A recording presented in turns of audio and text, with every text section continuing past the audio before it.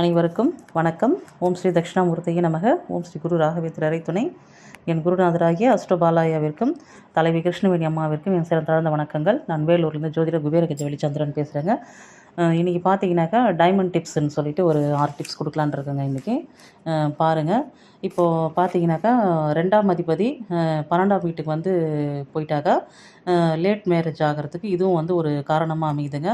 அதே சமயத்தில் பார்க்கும்போது பார்த்திங்கன்னா 2ஆம் அதிபதி 2க்கு 11ஆம் வீட்டில் வந்து போய் இருக்கிறதுனால அவங்க வந்து சீக்கிரமாகவே வந்து வேலைக்கு போகக்கூடிய ஒரு தன்மையும் தனவரவு வந்து அதிகமாக இருக்கக்கூடிய தன்மையும் இருக்கும். அதே சமயத்தில் பார்த்தீங்கன்னாக்கா இல்லை குடும்பம் மட்டும் வந்து லேட் அமையக்கூடிய அமைப்பு வரும். அப்படி இல்லை குடும்பம் வந்து சீக்கிரமாக அமைஞ்சிடுச்சுனாக்கா நிறைய வந்து குடும்பத்தினால வந்து விரயங்கள் வந்து நிறைய ஏற்படக்கூடிய அமைப்பு வந்து ஏற்பட்டுருங்க. அப்படி பார்த்தீங்கன்னாக்கா அது 12ஆம் வீட்டோட வேலையை வந்து கண்டிப்பாக வந்து செய்கிறதுக்கு வாய்ப்புகள் உண்டு. அதனால் பார்த்தீங்கன்னாக்கா குடும்பம் லேட்டானாக்கா வேலை சரியாக அமையாது. வேலை சீக்கிரம் அமைஞ்சிச்சுனாக்கா குடும்பம் லேட் அமையும். ஆக மொத்தத்தில் லேட் மேரேஜுக்கு வந்து 2ஆம் அதிபதி 12ஆம் வீட்டில் போய் மறையும் போது குடும்பம் லேட்டாக அமையக்கூடிய தன்மை வந்து வந்துருன்றது இதில் ஒரு பாயிண்ட் எடுத்துக்கோங்க. அடுத்தது பார்த்தீங்கன்னாக்கா எந்த லக்னமான இருந்தாலுமே சரிங்க, இப்போது குரு வந்து 3ஆம் வீட்டில் இருக்கும்போது அவர் வந்து தன்னுடைய 3 பார்வையினால் பார்த்தீங்கன்னாக்கா 7ஆம் வீடு, 9ஆம் வீடு, 11ஆம் வீடுன்ற மாதிரி இந்த 3 வீடை பார்ப்பார் இல்லைங்களா? அப்போ பார்க்கும்போது இந்த 7, 11எல்லாம் அவர் வந்து அந்த 3 பார்வையில் பார்க்கும்போது உப கலத்திரம் அமையக்கூடிய ஒரு தன்மை கண்டிப்பாக வந்து அவங்களுக்கு வந்துடுங்க. எப்படின்னு பார்த்தீங்கன்னா, ஒரு முறையாக வந்து ஒரு திருமணம் பண்ணால் கூட செகண்ட் மேரேஜுக்கு வாய்ப்பு உண்டு. அப்படி அமையலனாலும் பார்த்தா செகண்ட் அஃபேர்ஸாவது வந்து சில காலங்கள் வந்து ஏற்படக்கூடிய அமைப்பு வந்து இந்த 3ஆம் வீட்டுங்க குரு வந்து கொடுத்துருவாருங்க. அது செகண்ட் பாயிண்ட் ஆச்சுங்கன்னா, அடுத்த தேர்ட் பாயிண்ட் பாருங்கள். இப்போது ரிஷப லக்னம், துலாம் லக்னம் சொல்லக்கூடிய சுக்கிரனுடைய லக்னங்களாக இருந்தாலும் சரி, அல்லது மிதுன லக்னம், கன்னி லக்னம்னு சொல்லக்கூடிய புதனுடைய லக்னங்களாக இருந்து குருவும் செவ்வாயும் கூட பெற்றால், அதாவது பார்த்தீங்கன்னாக்கா இப்போது ரிஷப லக்னத்துக்கு பார்த்தீங்கன்னாக்கா 7ஆம் அதிபதி செவ்வாயாக வருவார். அவர் வந்து 8ஆம் அதிபதி சொல்லோட குருவோட போடுறது தப்பு. அதே மாதிரி பார்த்தீங்கன்னாக்கா துலாம் லக்னத்துக்கு பார்த்தீங்கன்னாக்கா 7ஆம் அதிபதி செவ்வாய் இருந்து 6ஆம் அதிபதி குரு கூட போடுறது தப்பு, ஒரு பாயிண்ட்டு.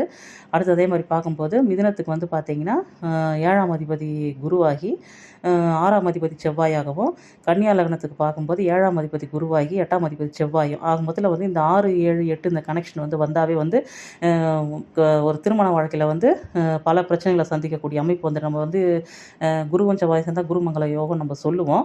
ஆனாலுமே பார்த்தீங்கன்னா திருமண வாழ்க்கையில் இந்த 4 லக்னக்காரர்களுக்கு மட்டும், இந்த சுக்கிரன் லக்னக்காரர்களுக்கும் புதன் லக்னக்காரருக்கும் இந்த குருவன் செவ்வாய் கூடுறது அவ்வளோ சிறப்பான பலனை தரதில்லைங்க. இது ஒரு பாயிண்ட் வச்சுக்கோங்க. அடுத்தது பார்த்தீங்கன்னாக்கா இப்போது செவ்வாய் எந்த வீட்டில் இருக்கிறாருன்னு பாருங்கள். அவங்கவுங்க லக்னத்துக்கு அந்த வீடு குறிக்கக்கூடிய உடல் பாகம் என்னன்னு பாருங்கள். அந்த உடல் பாகத்தில் பார்த்தீங்கன்னாக்கா ஏதாவது ஒரு தழும்பு கண்டிப்பாக இருக்குங்க. ஒரு வெட்டு காயமாவது இருக்கும். இப்போ வந்து லக்னத்திலேயே வந்து செவ்வாய் இருந்தாக்கா தலையில் வந்து ஒரு தழும்பு இருக்கிறதுக்கு வாய்ப்பு இருக்குது. 2ஆம் இடம்னாக்கா முகத்தில் இருக்கக்கூடிய ஒரு வாய்ப்பு. இப்போ 3ஆம் இடம்னா கைகளில் ஏற்படக்கூடிய வாய்ப்பு. அந்த மாதிரி வந்து செவ்வாய் எந்த வீட்டில் இருக்கிறாரோ அது குறிக்கக்கூடிய உடல் பாகத்தில் ஒரு வெட்டு காயமோ தழும்போ வந்து கண்டிப்பாக ஏற்படும் அப்படின்றத நம்ம தெரிஞ்சுக்கலாங்க. அடுத்தது பார்த்தீங்கன்னாக்கா இன்னொரு பாயிண்ட் வந்து நான் வந்து லாஸ்ட் டைம் சொல்கிற டைமண்ட் டிப்ஸ்லேயே உங்களுக்கு சொல்லியிருந்தேன்.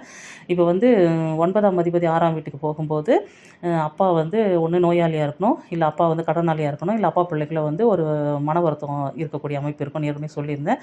இப்போ வந்து அதே பார்த்தீங்கன்னா இப்போ வந்து மாற்றி இப்போ வந்து 6ஆம் அதிபதி போய் வந்து 9ஆம் வீட்டில் அமர்ந்தால், இப்போ வந்து பார்த்தீங்கன்னாக்கா ஒரு தகப்பனுக்கு வந்து 2, 3 பசங்க இருந்தாலும் கூட பார்த்தீங்கன்னா, இப்போ ஒரு பசங்க 2 பசங்களுக்கு இல்லை அப்படின்னாக்கா அந்த நேரத்தில் பார்த்தீங்கன்னா அப்பா வந்து உயிரோடு இருப்பார்.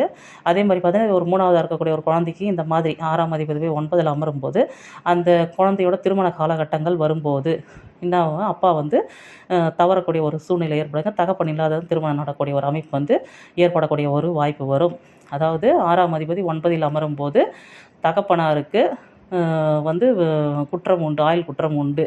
அதாவது அவருடைய திருமண காலகட்டத்தில் அந்த குழந்தையோட திருமண காலகட்டத்தில் தகப்பனாருக்கு ஏற்படக்கூடிய வாய்ப்பு உண்டு.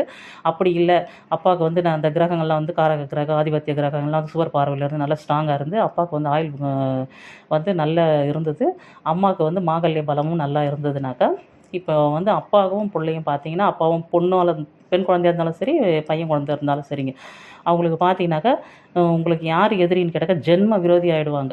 அவங்க 2 பேருமே வந்து அப்பா பிள்ளை பார்த்தீங்கன்னாக்கா ஒன்று ஜென்ம விரோதி ஆகிடுவாங்க. மோஸ்ட்லி பார்த்தீங்கன்னாக்கா 6ஆம் அதிபதி 9ல் அமரும்போது தகப்பனார் தவறக்கூடிய ஒரு சூழ்நிலை ஏற்படக்கூடிய ஒரு அமைப்பு வருதுங்க. இது ஒரு இது பார்த்துக்கோங்க. அடுத்தது பார்த்தீங்கன்னாக்கா 5வது டிப்ஸ் முடிஞ்சுனா இப்போ 6வது டிப்ஸ் பார்த்தீங்கன்னாக்கா, இப்போ வந்து லக்னமும் சந்திரனும் ஒன்றாகி இப்போ பார்த்தீங்கன்னா லக்னத்தில சந்திரன் இருந்தாக்கா அழகா இருப்பாங்கன்னு சொல்லுவோம். லக்னத்தில சுக்கிரன் இருந்தாலும் வந்து பார்த்தீங்கன்னா, அவங்கலாம் வந்து ரொம்ப அழகா இருப்பாங்கன்னு சொல்லி நம்ம சொல்லுவோம். ஆனா பார்த்தீங்கன்னாக்கா லக்னத்தில சந்திரன் இருக்கும்போது அவங்க வந்து அழகா இருப்பாங்க. நம்ம பார்க்கும்போது என்ன நினைப்போம், நல்லா அழகா இருக்கிறாங்க, இவங்க ரொம்ப நல்லவங்களா இருப்பாங்க, பார்க்குறதுக்கே நல்ல இதுவா இருக்கிறாங்க, அதனால் வந்து இவங்ககிட்ட பழகுனா நல்லா இருப்போம் நம்ம நினைப்போம். ஆனால் பார்த்தீங்கன்னாக்கா சந்திரன் என்ற வந்து ஒரு ஏமாற்று கிரகம் அப்படின்றதுனால அவங்கக்கிட்ட வந்து நம்ம பழகும்போது தான் தெரியும், அவங்க வந்து இருக்கக்கூடிய ஆளுக்கும் அவங்க செய்யக்கூடிய பேசக்கூடிய விஷயத்துக்குமே வந்து சம்மந்தமே இல்லை. அது நம்ம வந்து நம்பி வந்து அவங்கள நம்பி ஏமாறுவோங்க. அந்த மாதிரி குணாதிசயங்கள் தான் வந்து லக்னமும் சந்திரனும் ஒன்றா இருக்கிறவங்களுக்கு பார்த்தீங்கன்னாக்கா அவங்ககிட்ட பழகுறவங்களுக்கு தெரியும். அவங்க அவங்க ஆளுக்கும் செய்கிற வேலைக்கும் வந்து சம்மந்தம் இல்லாத இருக்கக்கூடிய ஒரு விஷயம் வந்து அவங்கக்கிட்ட இயற்கையிலேயே வந்து அந்த சுபாவம் வந்து அவங்கக்கிட்ட மேலோங்கி இருக்குங்க. சரிங்களா? இந்த ஒரு 6 டிப்ஸ் வச்சுக்கோங்க. நான் அடுத்த முறையில் வந்து மற்ற இன்னொரு 6 டிப்ஸ் கொடுக்குறேங்க. சரிங்க. இந்த சிற்றுரை முடிச்சுக்கிறேங்க. அடுத்த பதிவில் பார்க்கலாம். நல்லதே நடக்கும். நன்றி. வணக்கம்.